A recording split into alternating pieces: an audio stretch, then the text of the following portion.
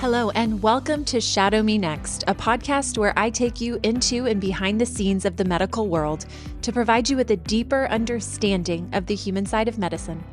I'm Ashley, a physician assistant, medical editor, clinical preceptor, and the creator of Shadow Me Next.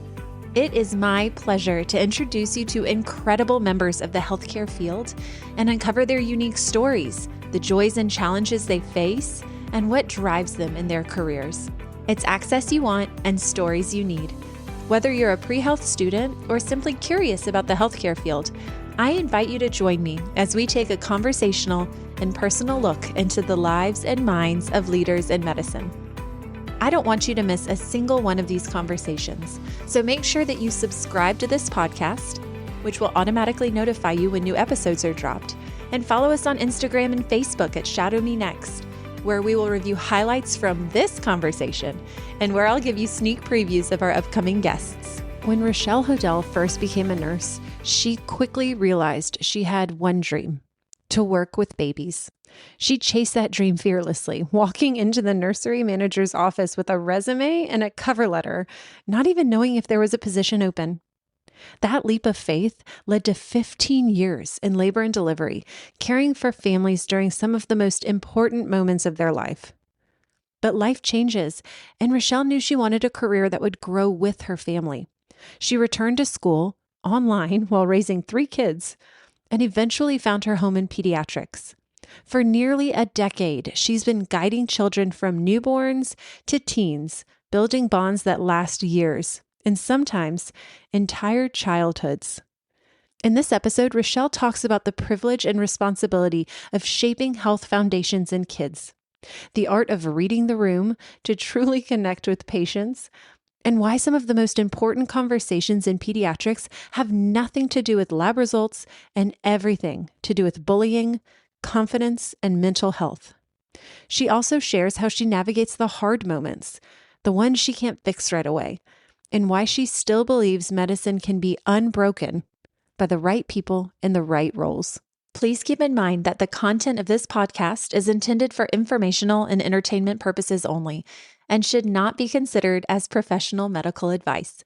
The views and opinions expressed in this podcast are those of the host and guests and do not necessarily reflect the official policy or position of any other agency, organization, employer, or company. This is Shadow Me Next with Rachelle Hodel. Rachelle, thank you so much for joining me on Shadow Me Next. It is just such a pleasure to have you here. I am so excited to talk to you about your path to medicine, what you do on a daily basis. Thank you for joining us. I appreciate it. Thank you for having me. So let's start at the very, very beginning. What first inspired you to pursue a career in medicine generally? And then how did you pick being a nurse practitioner in primary care family medicine? Oh, that's a very good question. So I guess I was influenced by my older sister. She went into nursing before I did.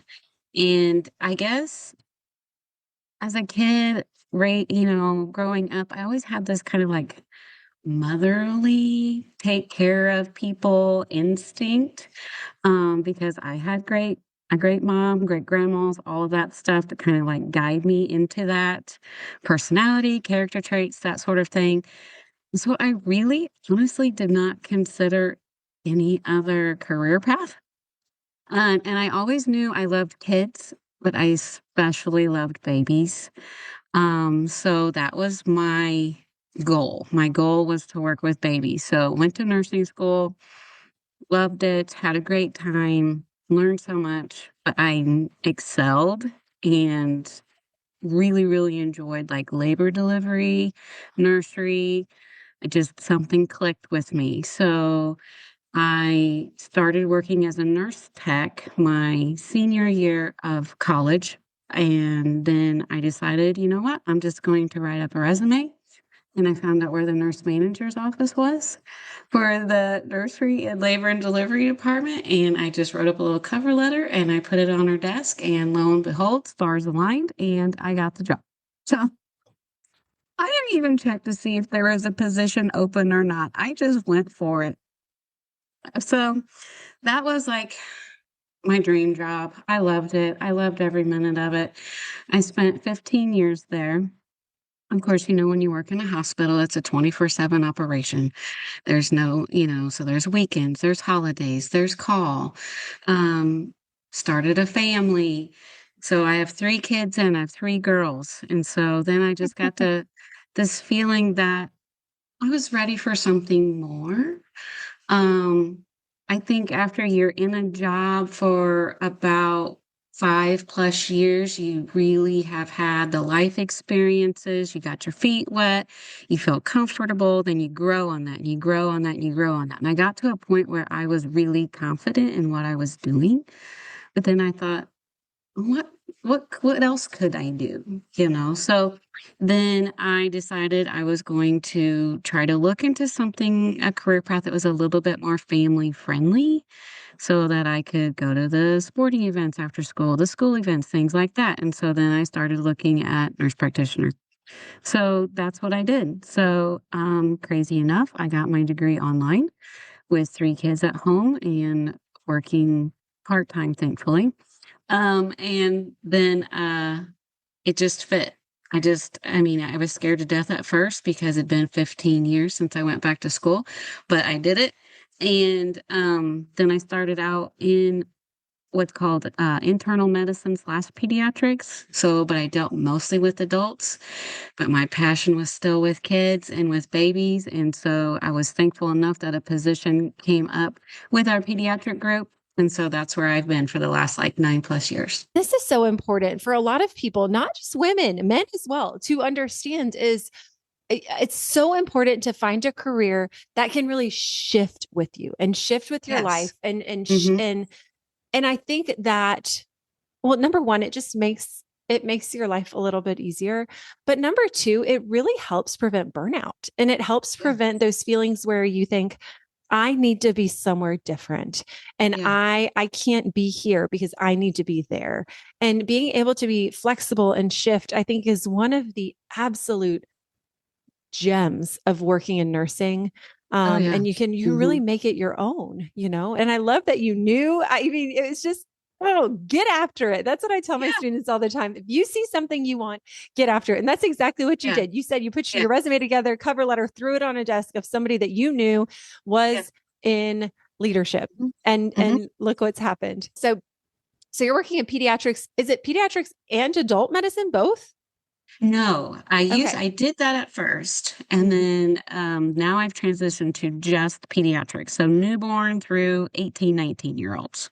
Oh, that's Mhm. an incredible job. And this is the thing about pediatrics, which I would love to hear you elaborate on, is your patient is a pediatric patient, but your Sure. education is not just for them. It's also, I would imagine, for their caregivers, their parents, their grandparents, the people who are taking care of these kiddos. What is that like? Yeah, exactly. So it's like I have more than one patient at a time. So yeah, my focus is actually on the kiddo, but a large majority of the visit is parent education, parent reassurance, parent support, parent guidance. But then, you get your older kiddos, and so then I'm more focused on them, but the parents in the room, and I can see them out of my peripheral vision, nodding or throwing them under the bus or whatever.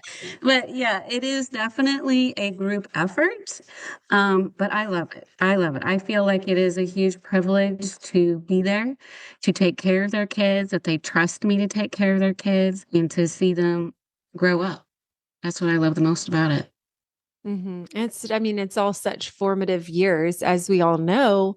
Those first years of life, I distinctly remember some of the things my pediatrician told me when I was growing up. Like a lot of it had to do with building muscle and Mhm. eating healthy and things that, as a 14-year-old kiddo, I just thought, oh, yeah, yeah, yeah. But now, as a much, much, much older person, I think, whoa, she was totally right. Building those foundations is key.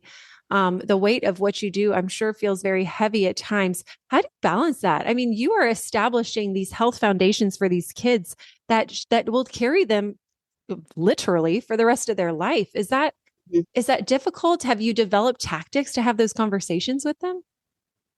Some of those conversations can be difficult, but I always go back to I need to tell them this, or I need to educate them on this because I don't know what they get outside of here.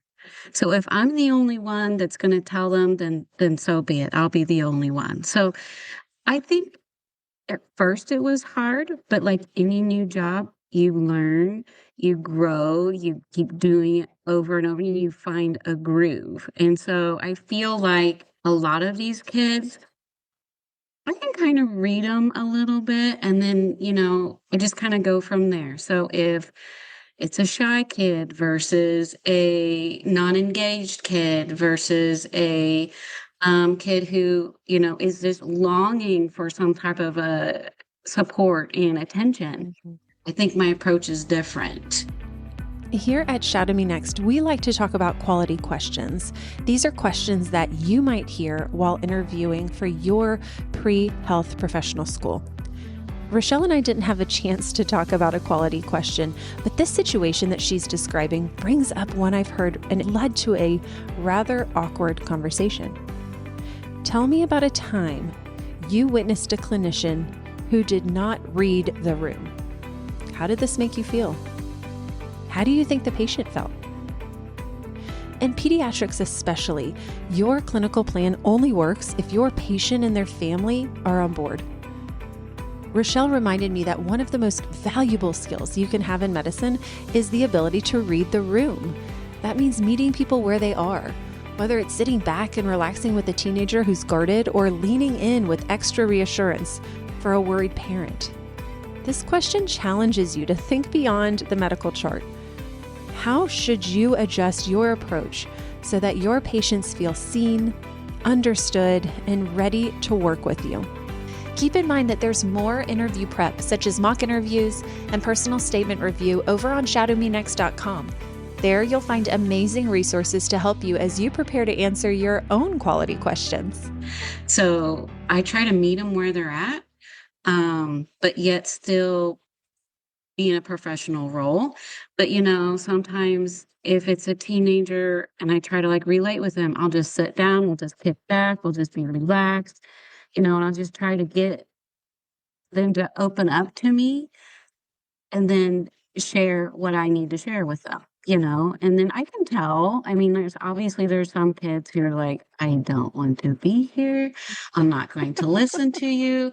And I just say flat out, okay, I get it. You probably don't want to hear this, but this is my job. So I'm just going to have to be short and sweet with you. And then I just tell them, but then you get these other kids who are like just starving for information and starving for attention. So I enjoy being that person for them and building that bond and telling them that at the end of the visit, I just want you to make good choices. And if you need anything, I want you to call me.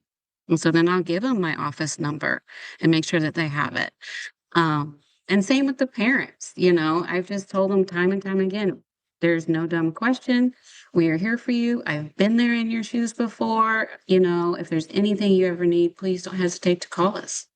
It's so interesting because I think so often the outside perspective of medicine is that we walk in, we make a diagnosis, we formulate a plan, and then we move on to the next patient. And so much, especially in pediatrics, I would imagine, so much of what we do is reading the room.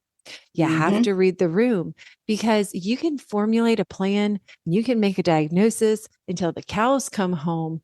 But the other element that people don't realize is you have to get your patient on the same page you are so that they will do these things that we are recommending and they will follow along. And being on the Mhm. same page starts with reading the room and meeting people where you are. Like you said, I love it when our teenage patients come in and I get to kick back and relax with them. Truly kick Yeah, back like you do. You yeah, yeah, scooch down in your seat, you get your feet up, you lean yeah. back. Mhm. It's just your Mhm. whole body changes, your body language changes. And that's something that you learn, I think, just doing it. I mean, they don't teach you this in Mhm. school.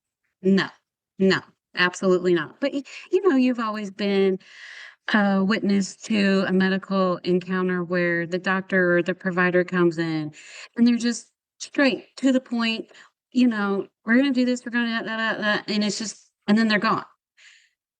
I'm sorry, but that doesn't Mm-mm. resonate with me. And I'm sure it doesn't resonate with other people, but it's like, how are you going to help get compliance if you don't first build some type of a trusting relationship? So with these kids, if I come in and I wear scrubs, I wear Disney t-shirts, Oh, I mean, I don't wear a white coat.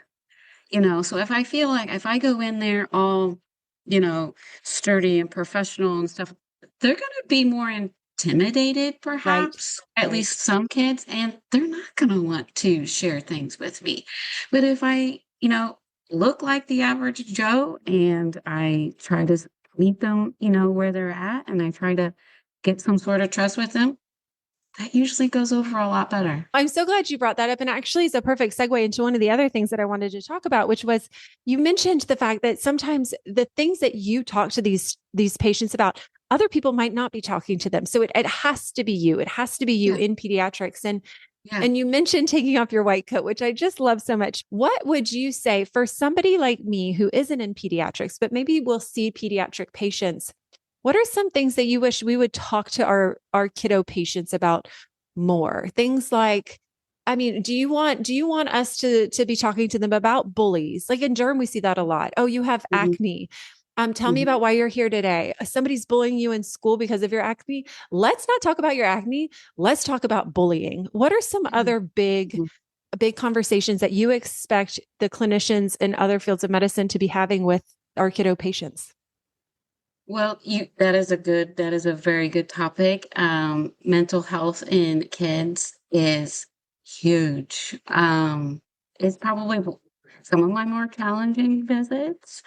And a lot of it is based upon some bullying, Mm-hmm. some sort of past trauma, and trying to get them to have self-esteem, have the Mm-hmm. self-confidence and that's just that comes with maturity, but having someone to say, "I see you. I validate your feelings.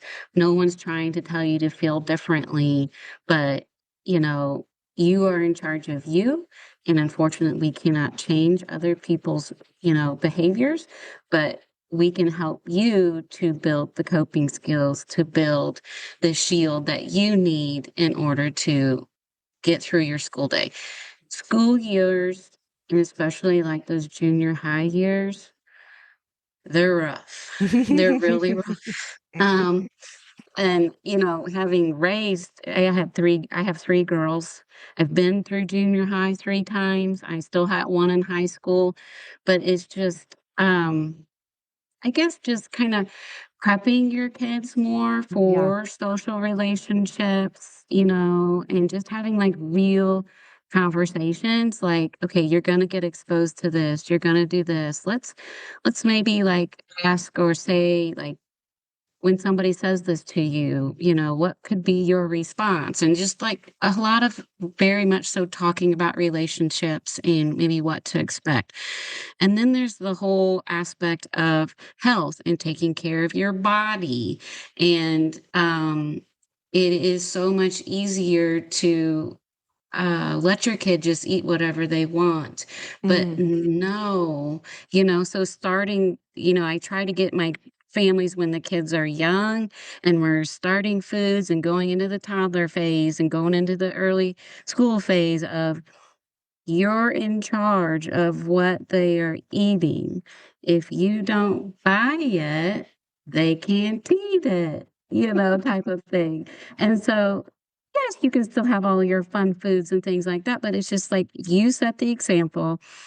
If you've always done it that way, they don't know any different. And so then that's how they grow and you won the battle, but you can't start the battle when they're 12, 13, and now you want them to, "Oh, you're not eating enough fruits or vegetables, and you're not, doing it." No, that's gonna be a little harder to change, So that's another thing that that I wish that happened a little bit more often, but and also, I tell parents, like, yes, you want your kids to love you. Yes, you want your kids to, come to you, but you can't be their friends, per se. You're still the parent, you still set the guidelines, you still set the boundaries, but you do it in a loving and a supportive way so that you are their safety net. But at the end of the day, if they, you set the consequences for any behaviors that you do not feel are, correct. So a lot of times parents will come to me with teenagers who have crossed the line after line after line after line, and then they want me to fix them. I can't fix them in a 20-minute appointment. It's just like, so that's another, challenge too, but it's just parenting's hard. Parenting is very hard. It is not easy. It is much easier to give in to your children, but it's not going to benefit them. So that's another thing that I like to do with parents is just offer them support, offer them guidance, just keep doing what you're doing, or, they're still going to love you, if you tell them no. What a concept. What a concept. Uh-huh. It's true. It's true. And I'm like putting my parent hat on and not my clinician hat on right now. But some of the best advice, obviously, that I get as a mom comes from my pediatrician, comes from the clinicians that are seeing my kids and helping me figure out what I need to do and how I need to approach this. And I am so grateful for them.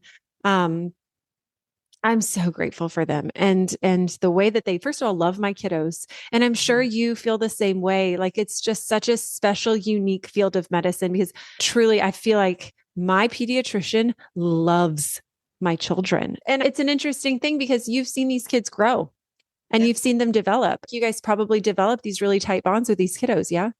Yes, yes, very much so. And that's one of the things that I love the most about my job.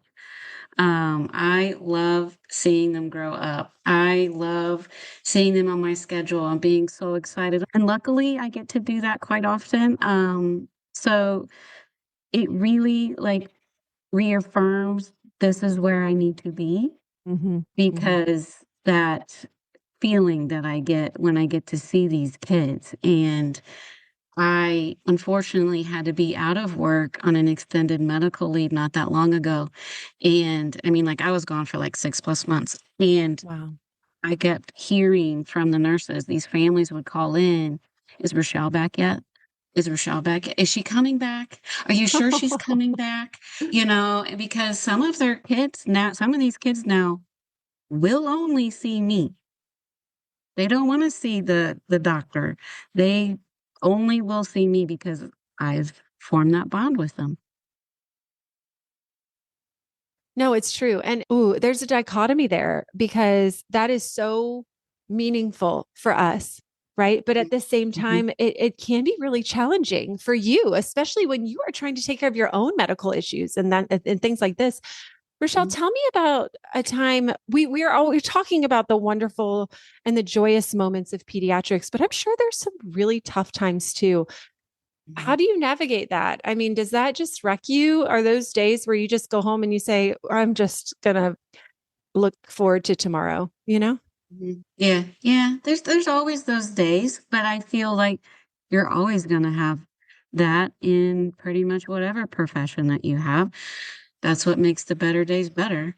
Um, I guess the most challenging are the ones that I can't fix right away because I'm a fixer. If I see a problem, if I see a kiddo struggling, I want to fix it and I want to fix it now. But I've learned, unfortunately, that's not always the case. Um, I've gotten more comfortable with not knowing.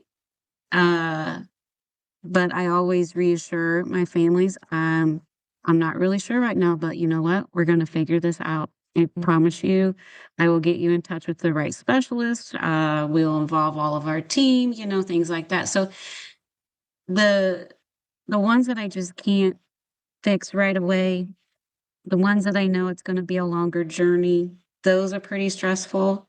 Um, the ones that come in that perhaps I found two kiddos with pretty large tumors in their abdomen, and that's pretty rare. And I've had 2 of them now. So having to maintain that sense of calmness on the exterior when on the inside, I'm 99% certain what this is, and not to try to, scare the parent too much, but those are challenging as well. And those weigh on me. And I think about them and think about them, but luckily that's not every day. Those difficult, challenging conversations, thankfully, hopefully, are few and far between. And we rely a lot on our education, I think, in those moments. And I would imagine you rely on your expertise in those moments. I think sometimes in some situations, parents even appreciate you saying, you know what, this is hard and this is scary and I don't know. And I'm sorry, but we will figure this out and I will get you to where you need to be. And I dread the day that we don't feel those things when we get home. I dread the day when we just say, okay, bye, and walk out the room and don't think about it again. So as much as it does hurt us to see kiddos with, abdominal masses and not know, at the same time, thank God it does still hurt, because that is why we do what we do. And that's why we're so, that's why we're not robots. That's already going to be replaced by robots, thank goodness.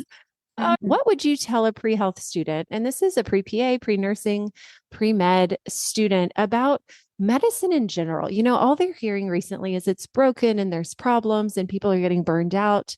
But you and I know better, I think. And what would you tell them to inspire them? Yeah, I would say go with your gut, and the thing about medicine is there's so many different avenues that you can explore, and to try to navigate these avenues a little bit. Reflect on how you're feeling as you navigate these, pathways. See what clicks, see what doesn't. And that's the beauty of nursing medicine, is there is something for everyone. Unfortunately, yes, some parts of medicine are broken, but I have the faith that it can be unbroken with the right people and the right systems in place. And just, it's a rewarding, it's challenging, but yes, it's not for everyone too, but if it's something that you feel that is something that you want to do, then explore it. And there's so much to explore. So don't just stop at one thing either. So even if you say you land in pediatrics and that's just not your cup of tea, after a while, guess what? There's lots of other things that you can explore. And so that's another reason why I went through family nurse practitioner, is because it did not limit me. It made me a little bit more marketable when I was done, and I can go all of these different avenues. Whereas somebody I work with pediatric nurse practitioners, that's all that they can do. So that's another thing that I would probably tell people, is to get a degree, but get a degree where you can still branch out. No, that's great advice. Don't niche down too hard early, because you don't know where you're going to end up. You don't know what you're going to love. And like I said before, the nursing field is so great for that. And I love the way that you said medicine can be unbroken. We can fix this, and it's going to take people, and it's going to take good people in good positions, ones that, like you said, they know their strengths and they know where they belong. So Rachelle, thank you so much. Thank you for joining us. I'm just so grateful for you and for your time. Thank you for joining us on Shadow Me Next. Thank you so much, Ashley. Thank you so very much for listening to this episode of Shadow Me Next. If you liked this episode, or if you think it could be useful for a friend, please subscribe and invite them to join us next Monday. As always, if you have any questions, let me know on Facebook or Instagram. Access you want, stories you need. You're always invited to Shadow Me Next.